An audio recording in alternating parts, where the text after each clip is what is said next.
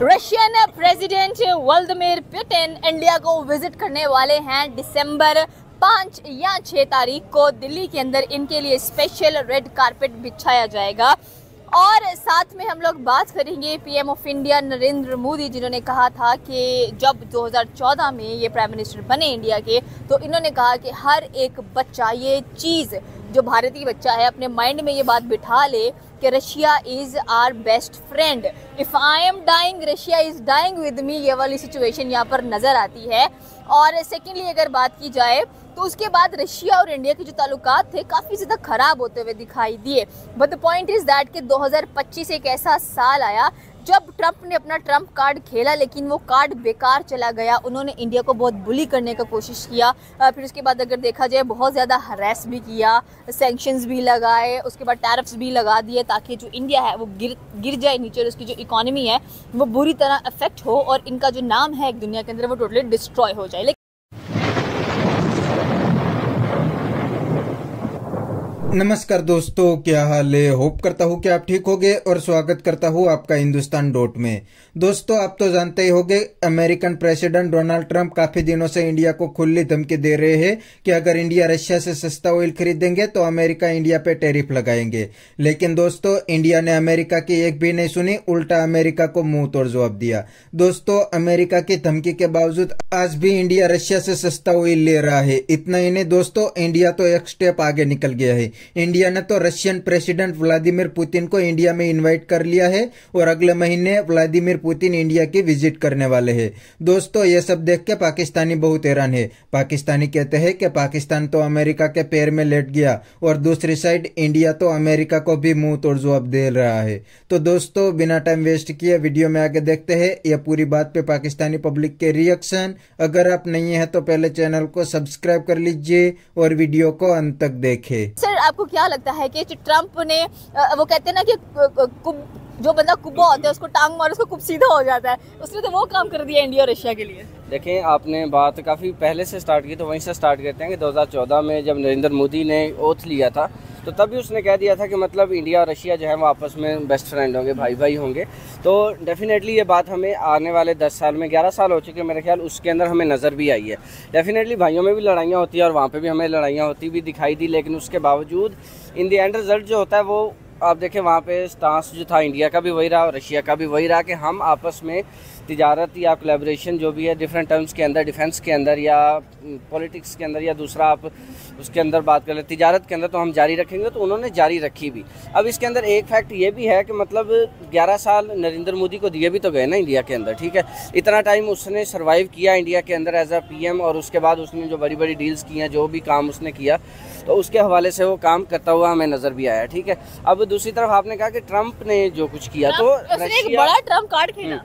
देखिए, रशिया और इंडिया के दरमियान में जब भी मतलब कोई ना कोई क्लैश पैदा करने वाला मुल्क आया तो वो यही था। वो ट्रंप नहीं किया या अमेरिका नहीं जाकर कुछ ना कुछ किया। तो उसकी रीज़न ये है कि अमेरिका, इंडिया ने जो था वो एक क्लेम किया हुआ था कि हमने 2027 तक दुनिया की 3rd लार्जेस्ट इकोनॉमी बनना है, ठीक है। तो देखें, सबसे ज़्यादा दर्द किसको होगा? नंबर 3 को, नंबर 2 को, नंबर 1 को या 4-5 वालों को होना था जिनको इंडिया ने सरपास करना था, ठीक है। तो साफ ज़ाहिर है वो दर्द अमेरिका को भी था कि मतलब आज ये मेरे ख्याल जापान और जर्मनी को सरपास करते हुए इंडिया 3rd नंबर पे पहुंचने वाला है 2027 में। तो अमेरिका को क्या डर है कि आने वाले दिनों के अंदर ये हमें भी सरपास करेगा। हमें मतलब 2027 तक इंडिया का टारगेट है कि हमने 3rd बनना है। अगर इंडिया ने अनाउंस कर दिया कि हमने 2037 तक नंबर 1 बनना है, तो कौन आता है कटहरे के अंदर? एक रशिया आता है मेरे ख्याल, दूसरा अमेरिका आता है, ठीक है। तो उनको ये ज़्यादा डर है, जिसकी वजह से अमेरिका ने टांगे खींचने वाला काम शुरू किया, जो कि कोई भी फेकुटनी फूफी कर सकती है। ये तो जलन है जो साफ नजर आ रही है ट्रंप के फेस के ऊपर कि वेस्ट ही राज करेगा, वेस्ट ही हर चीज कमाएगा, एशिया में से कोई उभर नहीं सकता है, एशिया में से कोई काम नहीं कर सकता है, और अगर करेगा भी तो हम उसकी टांग खींचेंगे, हम उसको पकड़ लेंगे। यहाँ पर उल्लू तो सीधा हो गया रशिया का और इंडिया का, और उन दोनों को तो फायदा हो गया बीच में। अब रशिया की आप बात कर लें, इंडिया बिगेस्ट इंपोर्टर है, वहाँ से बहुत ज़्यादा ऑयल कह लें कि परचेज करता है रशिया से। और स्पेशली अगर देखा जाए जितने भी टैरिफ्स लगे हैं, 100% टैरिफ लगाया, 50% लगाया, 25% लगाया, और रशिया ने कह दिया कि हम तो आपको फ्री भी ऑयल दे देते हैं। देखें, आपकी बात कहीं हद तक सही है कि देखें सबसे पहले टांग खींचने वाले वही आते हैं जिनको सबसे ज़्यादा डर होता है। पाकिस्तान ने क्यों टांग नहीं खींची? किसी और ने जाकर क्यों टांग नहीं खींची, ईरान है, अफगानिस्तान है या श्रीलंका है। रीज़न ये है कि वो हमसे तो ऑलरेडी ऊपर चल रहे हैं ना इकोनॉमी के हिसाब से, तो हमें टांग खींचने की ज़रूरत नहीं। हम टांग खींचेंगे, अपना जो एसेट्स हमारे पास मौजूद है हमने वो भी इन्वेस्ट कर लेने हैं और वो वेस्ट कर लेने हैं। देखिए जिनको डर होता है उन्होंने जाकर वहाँ पर टांगे खींचने वाला काम या कहीं पर होना। दूसरी बात आपने की कि वेस्ट ये चाहता है कि एशिया के अंदर से कोई भी पावर में ना आए। वो कहीं ना कहीं उनकी थिंकिंग जो है वो राइट भी है। आप देखें कि मेरे ख्याल कोई 3-4 हज़ार साल से तो ये चल रहा है, मतलब दुनिया के अंदर आप देखें 1000 साल तो ईस्ट इंडिया कंपनी आपके ऊपर 1000 साल या 100 साल जितनी भी वो हुकूमत करके चली गई। तो आप उनके जहन के अंदर ये है कि आप एक गुलामी जहनियत के मालिक हो, ठीक है। तो मतलब फिर आपको वो क्यों पावर के अंदर आने देंगे। एक बंदे को नेचुरली हजम नहीं होता कि मतलब कोई नीचे से उठकर एक मेरा नौकर है वो मेरा आका बन के बैठ जाए, तो कभी भी वो एक्सेप्ट नहीं करेंगे। तो ये बात आपकी यहाँ तक भी ठीक होगी, ठीक है। उसके बाद आपने कहा कि मतलब ट्रंप ने जो टैरिफ वगैरह लगाया उसके अंदर, अब देखें ट्रंप और पुतिन की आपस में नहीं बनती और ये भी बनती नहीं है, लेकिन करोड़ों रुपया लगा रहे हैं ये न्यूक्लियर के ऊपर जो रशिया में मौजूद है। ये किस किस्म का फसाद आप फैला रहे हैं। आप वहाँ पर करोड़ों रुपया देते हो रशिया को कि आप हमारी जो एटॉमिक पावर उसको मजीद मजबूत करें। आप उसके साथ मतलब बीच बीच में बिजनेस भी कर रहे हो और दूसरों को हटा भी रहे हो कि ये हटता जाए। और एशिया के साथ तो कोई खासा लगाव है ट्रम्प को, चाइना की तरफ ही भाग के जाते हैं। मतलब जो ऐसी कंट्रीज हैं जो अपने आप को एक वेल एस्टैब्लिश कर रही हैं, बना रही हैं, आप उनकी तरफ दौड़ दौड़ कर चाइना को काबू करो ना जाके। देखें जब आप बौखला जाते हो ना कहीं पे जाकर किसी भी सिचुएशन के अंदर, तो फिर आप हर किस्म का हथकंडा यूज़ करते हो। मतलब तुम क्या दुश्मन का दुश्मन दोस्त होता है, ठीक है। तो कहीं ना कहीं अगर उसको रशिया को भी साथ मिलाना पड़ रहा है अपने साथ लालच देने के लिए कोई इस तरह की चीज़, मतलब अगर किसके अंदर इन्वेस्ट करने जा रहा है अपने एटॉमिक पावर के अंदर, ठीक है। तो मतलब उससे भी अगर उसको फ़ायदा नज़र आ रहा है या उसको ये लग रहा है कि मतलब इससे मुझे फ़ायदा होगा और इंडिया और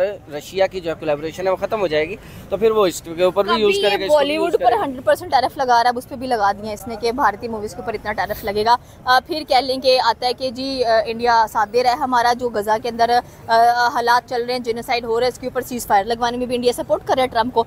ऐसे लग रहा है जैसे पता नहीं कोई पागलों की टोली कटी समझ नहीं हमारा कि ट्रम्प कर क्या रहे हैं। मैंने बात यहीं से स्टार्ट की थी कि जब आप बुखलाहट का शिकार होते हो ना, तो आप हर बार इस्तेमाल करते हो कि कहीं ना कहीं से मैं अगले को लेट डाउन कर दूं, लाल आप उसमें खुद हो रहे होते हो, ठीक है। अब गज़ा वाली बात आपने की तो ठीक है, लेकिन अब गज़ा को भी एक तरफ ले लो, फिर इसराइल को भी ले लो, तो दोनों तरफ से जो क्लैश नजर आ रहा है, हाँ, तो फिर आप दोनों तरफ क्यों खड़े हो, है ना। अच्छा ठीक है। तो दोस्तों ये थे पाकिस्तानी पब्लिक के रिएक्शन, और ये पाकिस्तानी बंदे ने बिल्कुल सही बताया कि इंडिया की फॉरेन पॉलिसी अभी इंडिपेंडेंट है, उसमें कोई भी कंट्री इंटरफियरेंस नहीं कर सकते। वरना अमेरिका काफी दिनों से इंडिया पे प्रेशर डाल रहा था, प्रेशर ही नहीं, इंडिया को तो खुली धमकी दे रहा था कि अगर इंडिया रशिया से सस्ता ऑयल खरीदेंगे तो अमेरिका इंडिया पे हेवी टैरिफ लगाएंगे। और दोस्तों अमेरिका ने 50% टैरिफ इंडिया पे लगा दिया, फिर भी इंडिया ने अमेरिका की एक भी नहीं सुनी, उल्टा मुंह तोड़ जवाब दिया। आज भी इंडिया रशिया से सस्ता ऑयल आसानी से ले रहा है